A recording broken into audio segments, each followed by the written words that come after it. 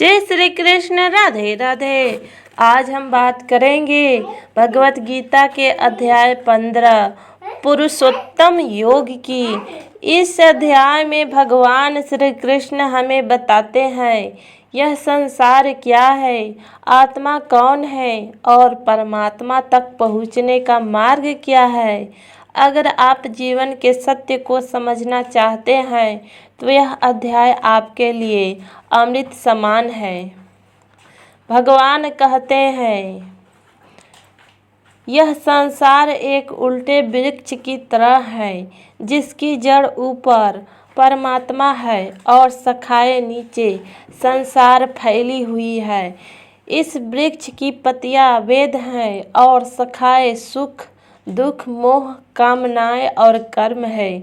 मनुष्य इन्हीं शाखाओं में उलझकर सत्य को भूल जाता है। जो दिखाई देता है वही सत्य नहीं, सत्य वह है जो इस संसार को धारण किए हुए हैं। भगवान श्री कृष्ण कहते हैं इस संसार वृक्ष को वैराग्य की कुल्हाड़ी से काटो। वैराग्य का अर्थ संसार छोड़ना नहीं बल्कि आस्तिक छोड़ना है। जब मनुष्य अहंकार भोग और लोभ से मुक्त होता है तभी वह परम पद की खोज कर पाता है। भगवान कहते हैं जो उस परम पद को प्राप्त करता है वह फिर इस संसार में जन्म नहीं लेता।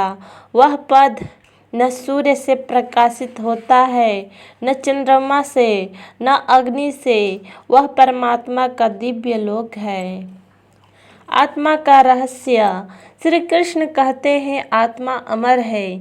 जब आत्मा शरीर बदलती है तो अपने साथ मन बुद्धि इंद्रियां ले जाती है।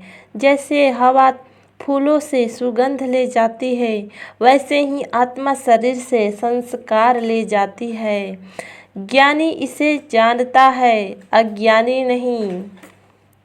पुरुषोत्तम कौन है? इस अध्याय का सबसे गहरा सत्य क्षर पुरुष नाश्वर जीव, अक्षर पुरुष अविनाशी आत्मा, पुरुषोत्तम इन दोनों से परे परमात्मा। भगवान श्री कृष्ण कहते हैं मैं ही हूँ पुरुषोत्तम।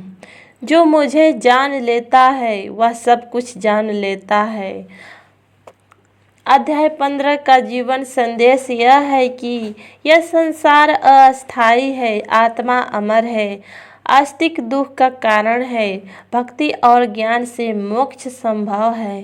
जो मनुष्य भगवान को अपने हृदय में धारण करता है वही सच्चा ज्ञानी है।